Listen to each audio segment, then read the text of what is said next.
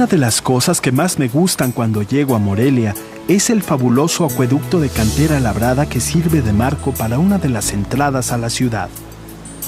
Fue construido a mediados del siglo XVII para llevar agua desde los manantiales de San Miguel del Monte.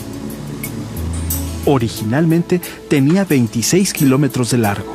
Ahora solo tiene 8, pero se conservan más de los 200 arcos originales. Mientras camino hacia el centro de la ciudad por la calzada de Fray Antonio de San Miguel, me encuentro con las fuentes colocadas frente al Jardín Villalongín. Las figuras de las mujeres tarascas fueron moldeadas con cemento cromado y están aquí desde los años 30. Me da la impresión de que Morelia es una ciudad muy española en el centro de un estado con fuertes raíces indígenas.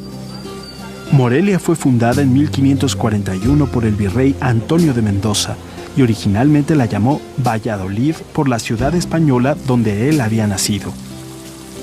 Al terminar la Guerra de Independencia, se le cambió el nombre en honor a José María Morelos, considerado hijo predilecto de la ciudad, porque aquí se originó el movimiento de los insurgentes. La plaza principal está rodeada de árboles frondosos que hacen más agradable la caminata. Junto al kiosco, de cierto estilo morisco, hay otras fuentes de cantera que adornan el lugar donde los domingos la banda municipal anima el paseo de los visitantes.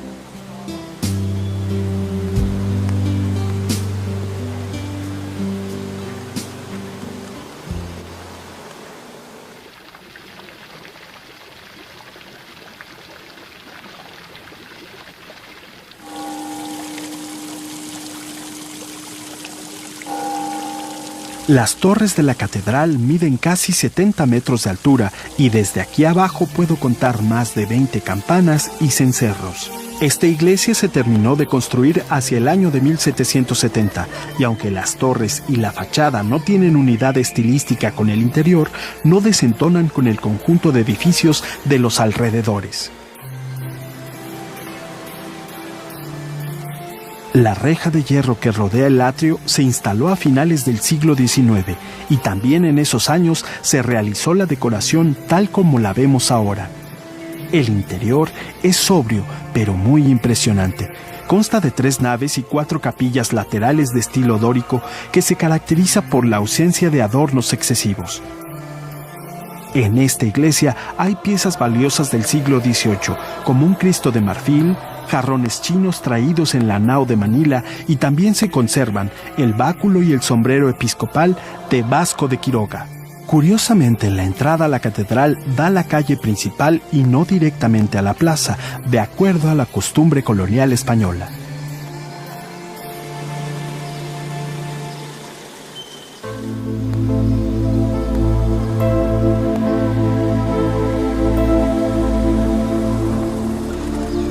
Morelia es una ciudad con muchos edificios majestuosos. El Palacio Federal alojaba antiguamente al Colegio Teresiano. El Palacio Clavijero fue hogar de la Compañía de Jesús.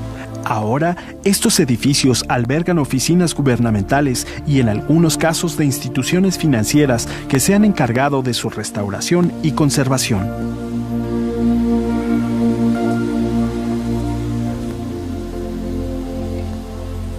El Palacio de Justicia fue construido a finales de 1790 y curiosamente iba a ser una fábrica de tabacos.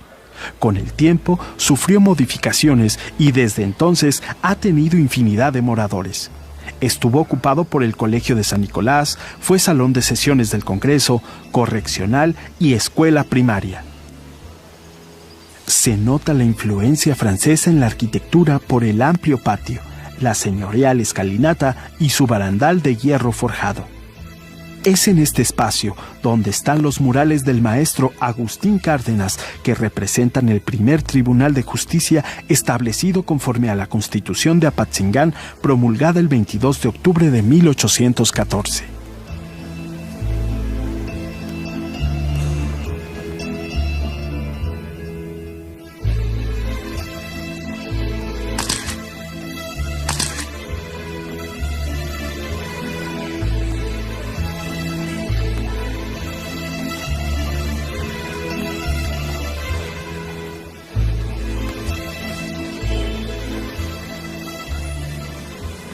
En Morelia, como en otras ciudades coloniales, el desarrollo de la arquitectura se debió básicamente a las construcciones de edificios religiosos, por ser las más sólidas y las que más tenían recursos para sostenerse. Además, estaban menos expuestas a los cambios de estilo inevitables con el paso del tiempo. Uno de los lugares más acogedores de la ciudad es el Jardín de las Rosas. Alrededor están la iglesia de Santa Rosa y el Conservatorio de Música, conocido también como de las Rosas. Aquí estuvo la primera escuela de música del continente americano y en la actualidad se organizan reuniones internacionales de músicos, ya que la ciudad conserva la tradición desde hace más de 200 años. Precisamente aquí es la sede de los Niños Cantores de Morelia.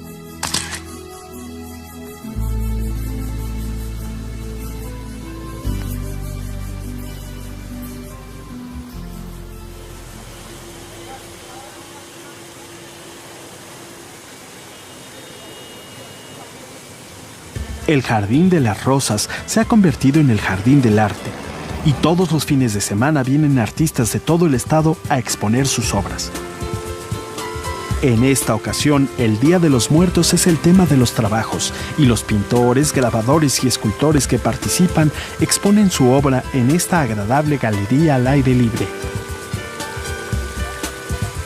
Cada artista tiene su particular punto de vista sobre esta fecha tan celebrada en México y especialmente en el estado de Michoacán. Toda clase de materiales para plasmar sus ideas. Es curioso que la mayoría manejan el sentido del humor. No se nota en las obras una visión dramática ni solemne.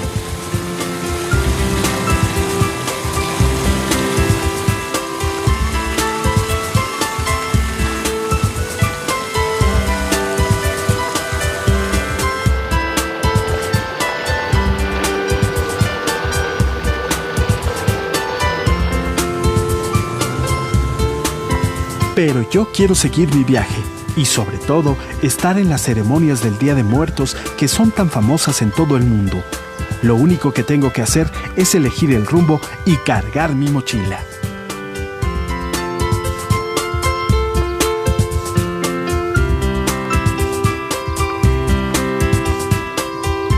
En la ribera del lago del mismo nombre, a poco más de 2.000 metros sobre el nivel del mar y 55 kilómetros al sur de la ciudad de Morelia.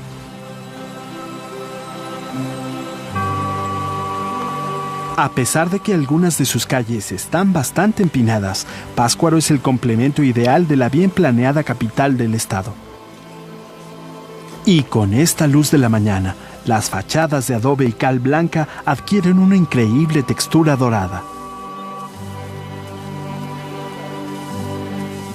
Sin tener los señoriales edificios de Morelia, aquí hay también construcciones muy viejas, como la casa donde ahora está el Museo de Artes Populares, que tiene una buena colección de artesanías de todo el estado.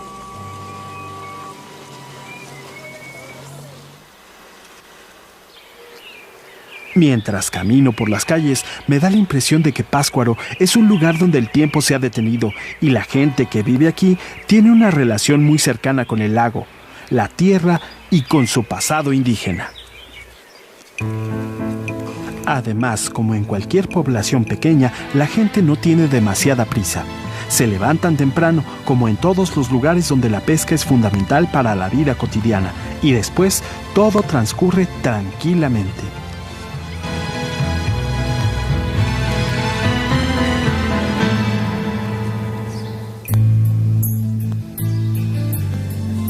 Uno de los lugares de visita obligada, como se dice comúnmente, es la Casa de los 11 Patios, que durante el siglo XVIII fue el convento de las monjas dominicas. Ahora, distintos grupos de artesanos para tener sus talleres y espacios dedicados a la venta de sus productos.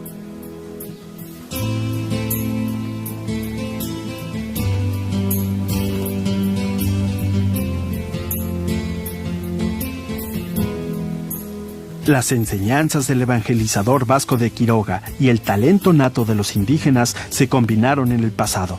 Ahora podemos ver el resultado en espléndidas piezas de barro rojo, plata, madera y hasta en la cantera. Los canteros de Michoacán tienen fama por la delicadeza con que labran hasta la piedra más difícil.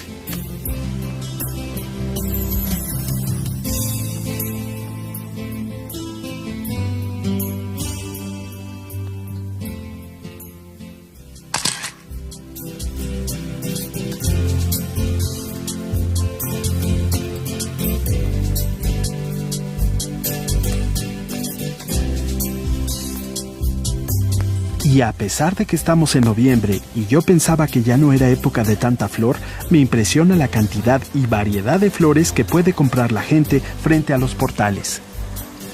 Creo que la gente que viene a comprar quisiera llevarse una docena de cada una para adornar sus altares y llevar al cementerio.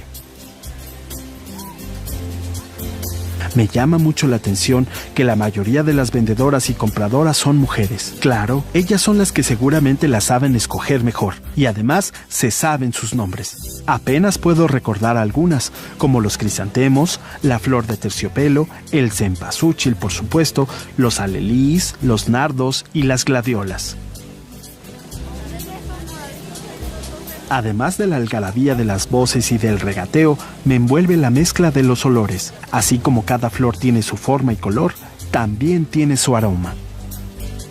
Pero indiscutiblemente la más tradicional en esta época es el cempasúchil o flor de los 400 pétalos, que desde la época prehispánica era utilizada en los cultos religiosos. Además, es una flor que se cosecha durante todo el otoño. A un costado de los portales me encuentro con la venta de dulces conmemorativos del Día de Muertos. No resisto la tentación y para empezar pruebo una calaverita de chocolate. Si en Morelia existe una gran tradición dulcera, en esta época parece que se esmeran especialmente al hacer las calaveritas y otras figuras de azúcar y chocolate. Creo que a mucha gente y sobre todo a extranjeros les impresionan mucho esta cantidad de calaveras y que además la gente se las coma. Pero es una tradición que seguramente viene de los mayas y aztecas que coleccionaban los cráneos de los sacrificados y los exhibían como una ofrenda para los dioses. En estos puestos me encuentro con las famosas figuritas de barro de Ocumichu, que es un pequeño pueblo al norte del estado. Desde allá vienen los artesanos a vender sus singulares creaciones. Se pueden ver al diablo y a Eva con el famoso árbol de manzanas, la aparición de una virgen, a la patria con el nopal y la serpiente. En fin, para las fiestas de muertos también hacen calaveras, calacas, lunas y soles.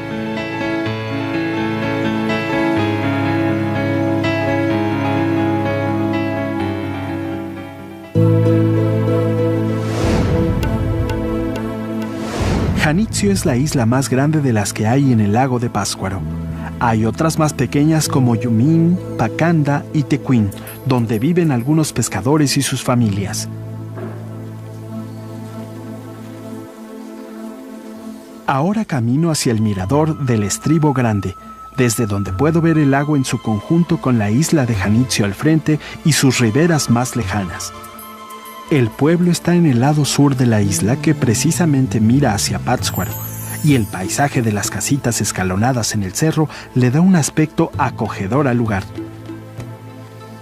Aunque la ceremonia del Día de Muertos se realiza con más fervor en Janitzio, ya en los caminos de Pátzcuaro empiezo a ver las señales de las ofrendas.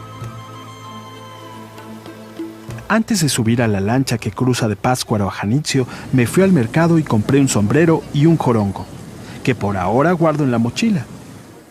Sé que me espera una noche en vela a la intemperie y quiero estar preparado para convivir con la gente de Janitzio y de alguna manera participar en su ritual.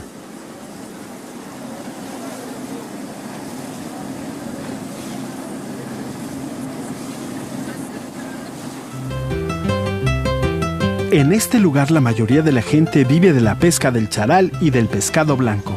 Así es que es muy fácil encontrarse un lugar donde pueda pedir una docena de charales que las mujeres de los puestos fríen rápidamente y sirven acompañados de alguna verdura y limón.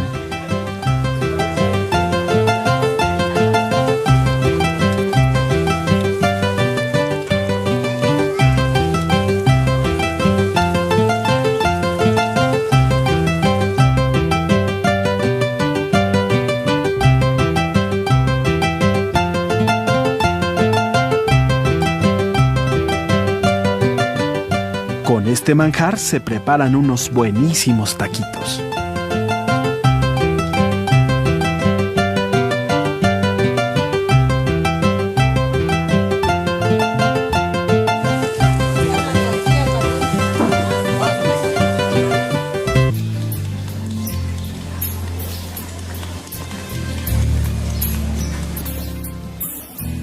Mientras camino por las empinadas calles de Janitzio, ya se siente en el aire el olor a incienso y a copal. Aprovecho la última luz de la tarde para tomar fotos de los tejados y para contemplar desde aquí la imponente estatua de Morelos, que tiene un faro en el brazo levantado hacia el horizonte.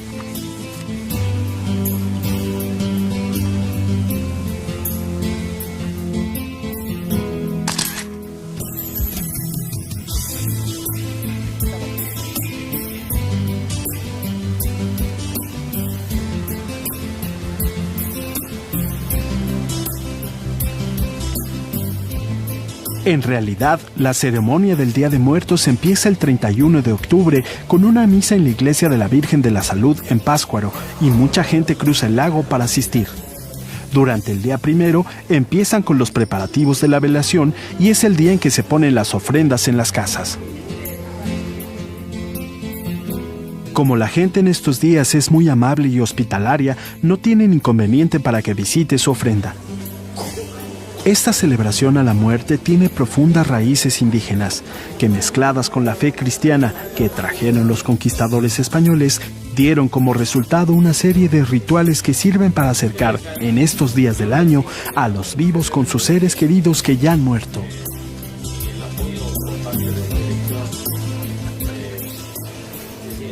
Por eso la costumbre de la ofrenda. Hasta aquí llegará el alma del difunto y encontrará que sus familiares no se han olvidado de las cosas que le gustaba comer y beber. Para que no haya tristeza, la ofrenda se adorna con el colorido de las flores, el papel picado y otros objetos de barro. Las velas representan a cada uno de los muertos de la familia y el incienso y el copal para que las almas de los difuntos encuentren el camino a su casa y su ofrenda. Estos alimentos colocados en la ofrenda los comerá la familia al día siguiente y serán compartidos con todos los que lleguen de visita a la casa. Como entre las cosas que se ponen en la ofrenda está el pan de muerto, a la hora de comerlo existe la creencia de que es una forma de renovación de la vida para las almas de los difuntos.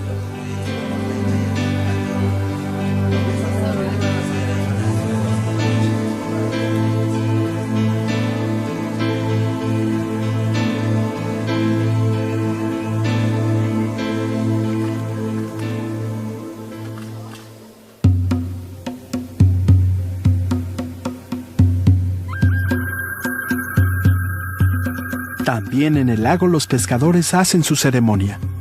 Hay una leyenda que dice que cada 2 de noviembre, al tañido de las campanas de la iglesia de Janitzio, un cortejo fúnebre de canoas pasa frente a la isla. Al frente va el guerrero purépecha Itzahuapa, lamentando la muerte de su esposa, la princesa Minciata, hija del último emperador purépecha. Ella murió de aflicción cuando llegaron los españoles y destruyeron el reino de su padre. Los soldados que trataron de defenderlo fueron sacrificados y sus cuerpos descansan en el fondo del lago. Itzahuapa sobrevivió, pero sufrirá la pena hasta el fin de los tiempos. Los pescadores de ahora, con sus redes que parecen alas de mariposa, iluminan el lago con sus pequeñas antorchas y reproducen de alguna manera el rito prehispánico frente a la isla de Janitzio.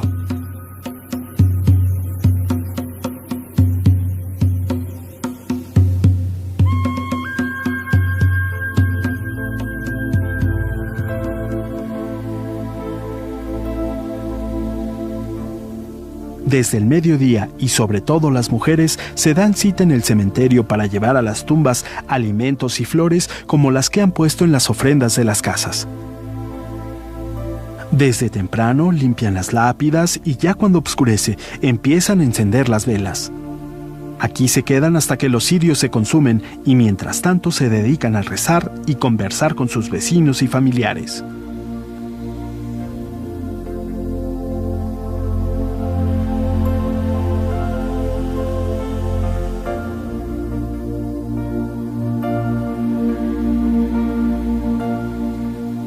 Esta reunión une a los deudos que se arrodillan alrededor de las tumbas de sus muertos. Si lloran, sus lágrimas regarán la tierra que cubre los cuerpos de los que ya no están entre los vivos. Así esta ceremonia une a los amigos y familias en un duelo que ya no es de tristeza, sino de alegría compartida.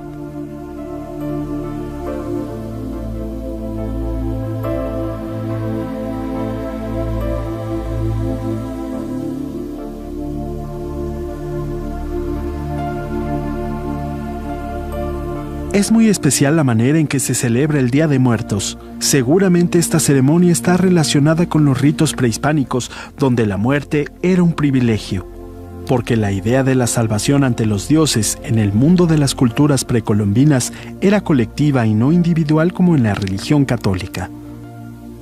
Pero todo esto es una mezcla. Hay elementos prehispánicos, indígenas y católicos. Finalmente, en la fe cristiana, la muerte también es una salvación, pero no se festeja de esta manera.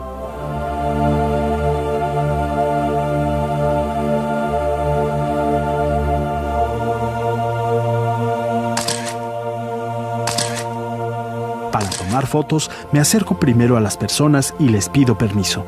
Se me haría una falta de respeto llegar así nada más y disparar la cámara.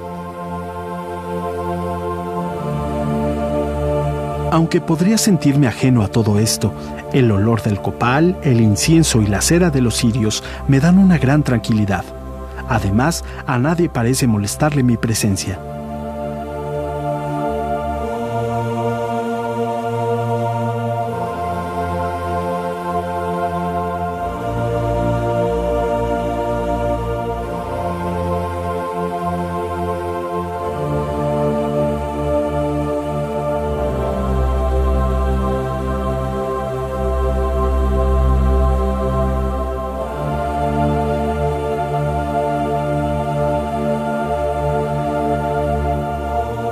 Esta ceremonia, aunque participe mucha gente, es un acto de mucha intimidad. Cada quien está recordando a sus muertos, pensando en ellos y dedicándoles alguna oración. El Día de Muertos en México es un festejo. Y no es que la gente no le importe o no le tenga miedo a la muerte. Simplemente es otra manera de verla, de cantar, de comer con ella y compartirla con los que están cerca. Todavía falta mucho para el amanecer y para que se acabe el festejo. Pero empiezo a caminar hacia el muelle porque no quiero perderme el maravilloso espectáculo de la luna llena reflejada en el lago. Cuando voy de regreso a Pátzcuaro, me toca ver la isla iluminada por los cientos de velas y cirios que han encendido sus habitantes. Es una imagen que no se repetirá sino hasta el año próximo, cuando de nuevo los purépechas hagan la fiesta para saludar a sus muertos.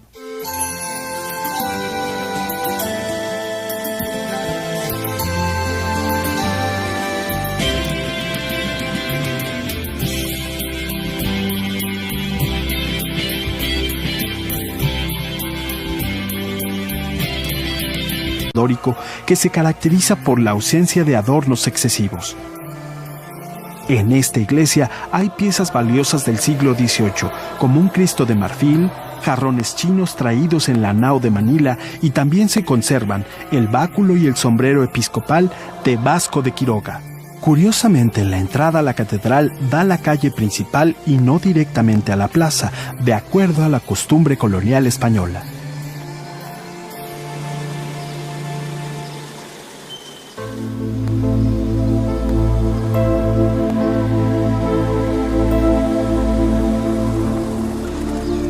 Morelia es una ciudad con muchos edificios majestuosos.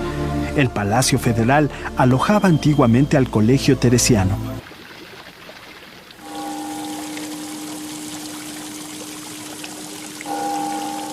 Las torres de la catedral miden casi 70 metros de altura y desde aquí abajo puedo contar más de 20 campanas y cencerros. Esta iglesia se terminó de construir hacia el año de 1770 y aunque las torres y la fachada no tienen unidad estilística con el interior, no desentonan con el conjunto de edificios de los alrededores. La reja de hierro que rodea el atrio se instaló a finales del siglo XIX y también en esos años se realizó la decoración tal como la vemos ahora. El interior es sobrio, pero muy impresionante.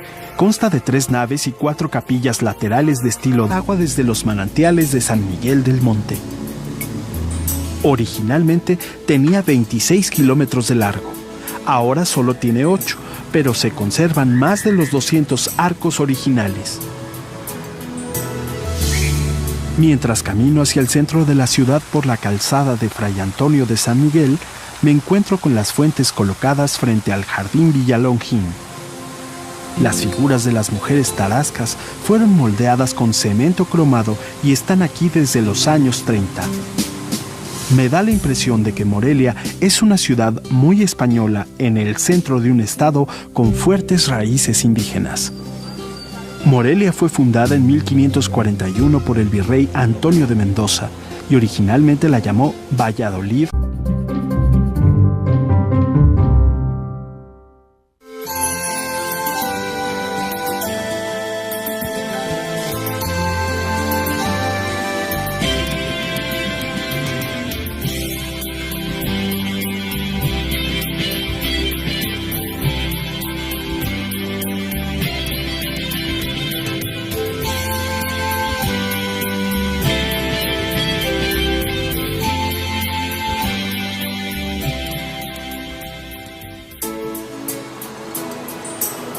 Una de las cosas que más me gustan cuando llego a Morelia es el fabuloso acueducto de cantera labrada que sirve de marco para una de las entradas a la ciudad. Fue construido a mediados del siglo XVII para llevar por la ciudad española donde él había nacido.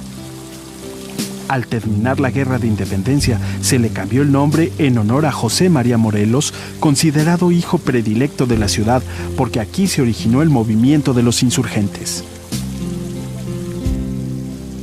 La plaza principal está rodeada de árboles frondosos que hacen más agradable la caminata. Junto al kiosco, de cierto estilo morisco, hay otras fuentes de cantera que adornan el lugar donde los domingos la banda municipal anima el paseo de los visitantes.